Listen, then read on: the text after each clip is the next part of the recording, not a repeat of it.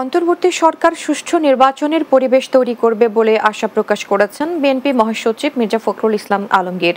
বৃহস্পতিবার ঠাকুরগাঁও প্রেস ক্লাবে ছাত্র জনতার আন্দোলনে আহত ও নিহতের পরিবারের সঙ্গে দেখা করার পর তিনি একথা বলেন। এ সময় দলের পক্ষ থেকে আহত ও নিহতদের পরিবারকে আর্থিক সহযোগিতা করা হয়। বিএনপি মহাসচিব বলেন, গেল ১৫ বছরের জঞ্জাল দূর করে দেশের শান্তিপূর্ণ গ্রহণযোগ্য নির্বাচনী পরিবেশ তৈরি করতে হবে। সেনাবাহিনীকে ম্যাজিস্ট্রেসি পাওয়ার দেওয়ার বিষয় নিয়েও কথা বলেন মির্জা ফখরুল। ম্যাজিস্ট্রেসি পাওয়ার আমি মনে করি যে সেই সমস্ত এলাকাতে দেওয়া দরকার যে সমস্ত এলাকাতে নিয়ন্ত্রণের বাইরে চলে গেছে।